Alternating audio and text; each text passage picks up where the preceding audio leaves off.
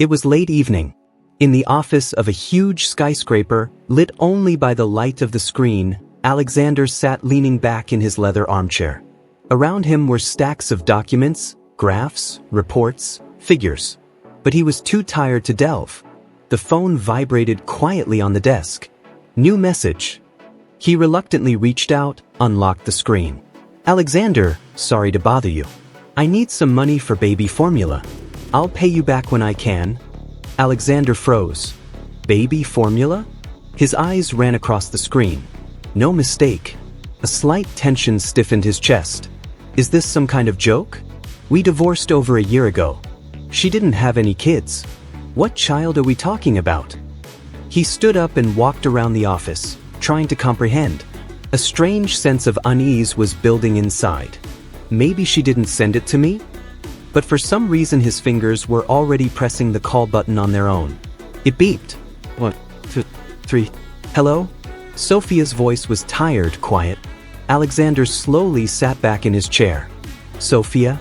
This message. Was it meant for me? Silence. She stammered. I'm sorry. I didn't mean to bother you. Give me a straight answer. Is that your baby? He didn't recognize his voice. Pause again. And then, yes. The world ceased to exist. For a few seconds Alexander just sat there, not moving. How old is he? He finally asked, barely able to keep his voice down. Almost 5 months. And you didn't tell me anything? Sophia sighed heavily. You wanted a divorce. You left. I thought you didn't need it. Alexander stood up abruptly. I couldn't want something I didn't know about. His voice was ringing with anger, but also with shock. On the other end, Sophia was silent. Where are you? His voice became muffled. Alexander, where are you, Sophia? She gave him the address. And he left immediately. When he arrived, a small rented house stood in front of him. Alexander didn't even think. He just got out of the car and knocked. The door opened almost immediately. Sophia stood on the threshold, exhausted, tired, but still as beautiful. But his gaze immediately moved lower. In her arms was a child. Small, wrapped in a blanket, he was sleeping, cuddled against his mother. And Alexander's breath caught. His voice trailed off. It's your son, Sophia replied quietly. And in that moment his world changed forever. Alexander couldn't take his eyes off the small bundle in Sophia's hands. His son. A child he didn't even know existed. Can I? He stammered, feeling like he was losing confidence for the first time in his life. Can I hold him? Sophia hesitated. But then, leaning over carefully, she put the baby into his arms. Alexander tensed. How do I hold him properly? But the baby just sniffled, clinging trustingly to his chest. What's his name? He exhaled. Sophia smiled. Mark. Alexander repeated the name to himself. His son. But along with it came a realization. He hadn't seen his child come into the world. Hadn't been there for him when he cried at night. Didn't hold him for the first time. Why didn't you tell me? His voice trembled but was firm. Sophia looked away. I was afraid of... What? She took a deep breath. That you'll decide as if you're obligated to be with us because of the baby. Alexander tensed. You decided for me. Sophia bit her lip. I'm sorry. But Alexander only shook his head. It's not something you can just forget, Sophia. He looked at the baby again. Mark moved slightly, his little fingers wrapped around Alexander's finger. Something clenched in his chest. He couldn't leave. I want to be in his life, he said firmly. Sophia looked up at him. Are you sure? Alexander suppressed a bitter laugh. Are you sure? It's my child. She bit her lip anxiously. But you don't know how to be a father. Alexander froze. No, I don't. But he knew differently. I will learn. Sophia looked at him for a long moment. Then nodded quietly. Then start with this. She ran her finger gently over the baby's head. Hold him a little longer. Let him remember you. Alexander pulled his son closer to him, feeling warmth spill into his chest. He would never let them out of his life again. Alexander couldn't tear himself away from Mark. The baby was reaching for him, his small fingers gripping the sleeve of his shirt tightly.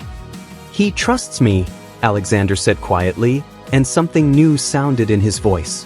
Sophia smiled sadly. Children feel for their relatives. Alexander took a deep breath. Sophia, I won't let you live like this anymore. She tensed up. What are you talking about? You will move in with me. Sophia froze. Alexander, don't say a word. You're living in a rented apartment, counting every penny. You asked for money for baby formula. His voice broke at the last words. Sophia looked away. I was coping. No, you weren't. He cut her off. Why do you refuse to help me so stubbornly? She pressed her lips tightly together. Because I don't want you to feel obligated. Alexander shook his head. It's not a duty, Sophia. It's my son's. She stared at him in silence for a moment, then finally sighed quietly. All right. The next day he came in person to help with the things. Sophia protested, but Alexander only grinned. Do you think I'm going to let my son's mother carry boxes? She gave in. The move went quickly. Sophia was stunned when she entered his house. It's two, she whispered, looking at the spacious rooms, huge windows and expensive furniture. Alexander shrugged. It's just home to me. And for you to... Sophia took a deep breath. Alexander, what's next? He met her gaze. I'll be there for you. She nodded. But there was still doubt in her eyes. You can give him everything. But can you give us a family? Alexander saw the question, but he didn't know the answer yet. One thing he did realize for sure, however. I won't let them go again. The first days in Alexander's house were strange and unfamiliar to Sophia. The spacious rooms, the soft carpets, the expensive furniture, none of this was her world. But what confused her most was Alexander himself. He hadn't distanced himself after the move, as she'd expected. On the contrary, he was close by. He woke up at night when Mark started to cry. He tried to soothe the baby, even though he looked clumsy and awkward at first.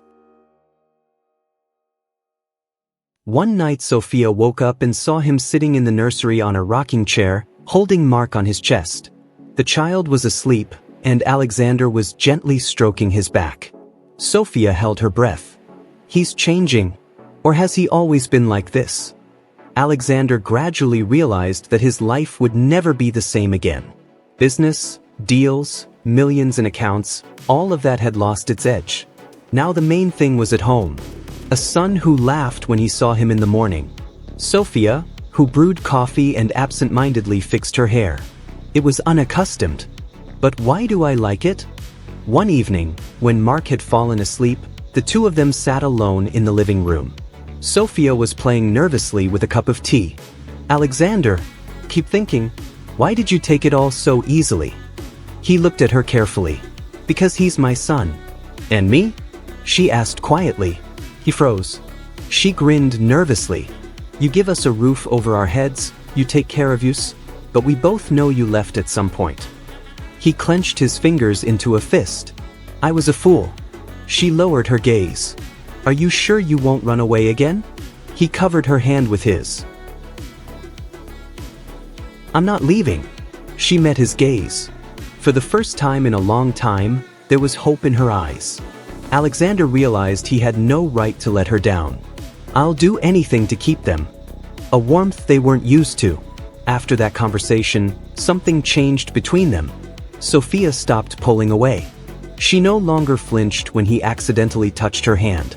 Sometimes Alexander caught himself looking at her longer than he should. And once, when she was cooking dinner, he couldn't help himself. I want you to know, he fell silent, choosing words. I'm not just doing my duty to my son. She froze. Then what is it, Alexander? He came closer. It's a desire to be with you. Not out of obligation, but because I want to. She pressed her lips tightly together. Are you afraid to admit you've missed me? He laughed muffledly. I have, Sophia. Badly. She stared at him for a long moment, as if trying to see if it was an act. But there were no lies in his eyes. Only sincerity. And the feelings they'd both denied for so long. That night he couldn't let her go. And Sophia didn't resist. When he touched her cheek, she didn't pull away. When he pulled her gently against him, she gave in. I can't pretend I don't care anymore, he whispered. She closed her eyes, her breathing hitching. Then don't. Kissed her, gently at first, as if giving her a chance to change her mind. But when Sophia responded, he realized there was no going back. That night was the point of no return. And the beginning of their new story. Sophia woke up first. The soft morning light shone through the curtains. Alexander was sleeping next to her, his arm gently around her waist. She cautiously turned to look at him. How quickly things changed. How did I let myself feel again? But along with the warmth, fear awoke inside. What if it was a mistake? She slipped quietly out of bed, trying not to wake him. In the kitchen, Sophia was making coffee when she heard his footsteps. She froze, not knowing how to act. Alexander came up behind her and put his hands on her shoulders. You ran away. She flinched. I just woke up early. He slowly turned her toward him. Sophia, don't do this. Do what? Don't run away. Don't think I'll disappear in the morning like I did before. She looked at him anxiously. What if you change your mind? He gripped her palms tightly in his. I won't. She froze, studying his gaze. There was no doubt there. Only hardness. And feelings he no longer hid. That day they stopped pretending. Alexander spent more time with his son. He wasn't afraid to show Sophia that he cared for her. One evening he took her hand and said, let's try it for real. Sophia took a deep breath. I'm afraid. So am I. He smiled. But you know what? I'm even more afraid of losing you. She closed her eyes, letting herself believe. And for the first time in a long time, she didn't feel alone. The days passed one after another, and little by little Sophia got used to the new reality. Now Alexander was by her side, not as a shadow of the past, but as the man who chose them every day. He supported her when Mark was sick. He carried his son in his arms, laughed with him, taught him his first words. One night, when Mark fell asleep on his chest, Alexander looked at Sophia and said, I don't know how I lived without you before. Her heart shook. We didn't believe it right away, did we? But now I know for sure. He covered her hand with his. I won't let you go again. Sophia smiled for the first time without fear. She believed now. That day Alexander was particularly nervous. They were walking in the park. Mark was sitting in his stroller, peacefully snoozing. Sophia did not immediately notice how Alexander squeezed her palm tighter than usual. Sophia, I want you to be with me. Not just as the mother of my son. She paused. Alexander took a small box out of his pocket. I want you to be my wife. Sophia held her breath. Are you sure? He grinned. I've never been so sure. She looked at the sleeping Mark, then back at him. Good, she said quietly. Alexander exhaled in relief, then kissed her. Now it's really right. After Sophia agreed, Alexander couldn't stop smiling. He held her hand all the way home, as if he was afraid she'd change her mind. Mark was asleep in the stroller, and there was a sense of something new and important in the air. Sophia was happy, but also a little scared. Are we really doing this? After everything? But every time she met Alexander's gaze, the fear receded. He was here. With them. Forever. Alexander insisted the wedding be modest. We don't need hundreds of guests, Sophia. Just us. She smiled. You're not a millionaire now, you say. I'm a father. And a man who loves his woman. Those words warmed her. It was simple but beautiful. A small ceremony in the garden. A white dress without pomp, but elegant. Mark in Alexander's arms during the vows. When Alexander kissed her after saying, I now pronounce you husband and wife, Sophia realized that she now had a home. A home is not walls or luxuries. It's hands that will always support you. It's the person who chose you once and for all. In the evening, when they put Mark to bed, Sophia leaned against Alexander's shoulder. It's really real now, isn't it? He kissed her hair. For real. And forever. Sophia smiled, closing her eyes. She wasn't afraid anymore.